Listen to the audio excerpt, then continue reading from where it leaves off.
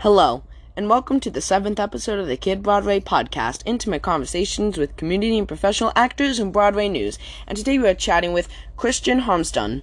Now please, sit back, relax, and enjoy the Kid Broadway podcast. So Christian, the first question that I always like to ask my guests is, where are you from?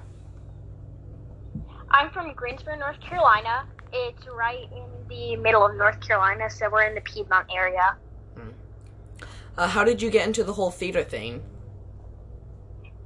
Well, I've been singing since I was 2, and my aunt told me that I should sign up for a show at my community theater. It was The Wizard of Oz, and then I ended up auditioning, and I got in, and then they've always asked me to come back. That's cool. Do you have any pre-show rituals?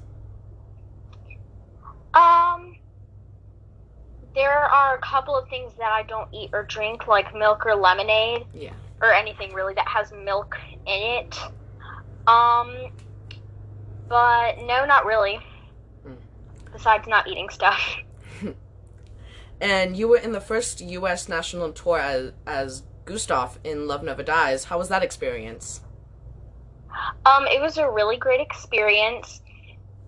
I loved getting to perform every night.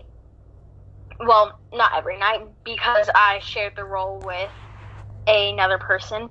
But I loved getting to perform all the time and travel, because I love traveling and acting and meeting new people. So kind of all goes perfectly together.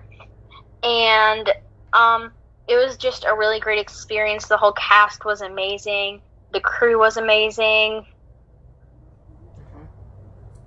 How was the audition process for Love Never Dies?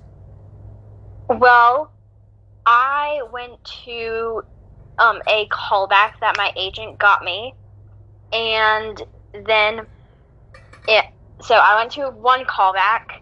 I went to the first callback, and then as we were coming out, we wanted to ask the casting director if there was a dance call, because I was one of the last people. So we were going to ask her, and she said, no, there's not a dance call. There's no dancing in this show, but we would like you to come back next week.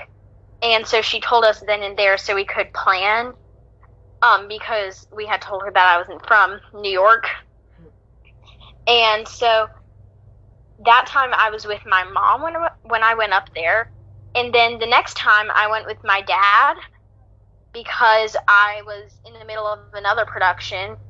And so I went up there with my dad, and then we went to the studio, auditioned, and it was funny because they had me do a tape in front of them, which is a little weird.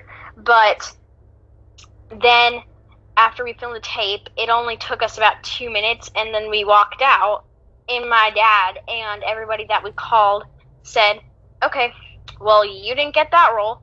And then they called us back and said, about maybe a week later, and said, hey, we need you to film this song by tomorrow. And so we ended up filming the song, and once we filmed the song, we just sent it in, and then everything else, we just waited a couple weeks, and then I got a call from my agent saying that I got in. Uh-huh. And what was the first show you remember seeing? The first show that I remember seeing is Newsies on Broadway in New York. And then actually the next day I saw Matilda. That's cool. How do you usually prepare for a role?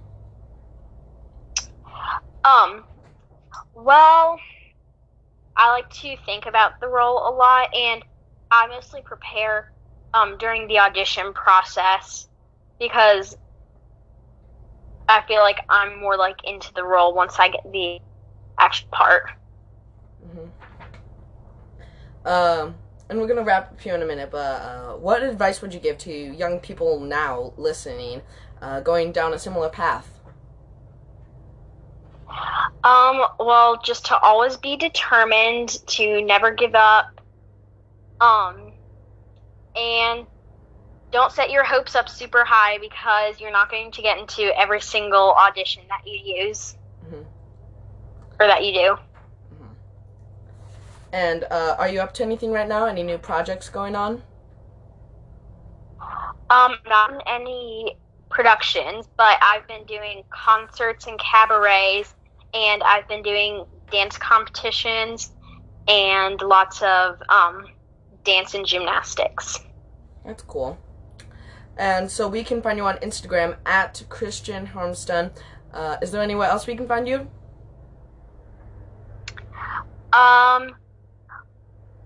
Well, we're about to create me a YouTube channel, but we haven't yet, so. That's cool. But only Instagram. Okay. Well, thank you, Christian, for coming on the podcast.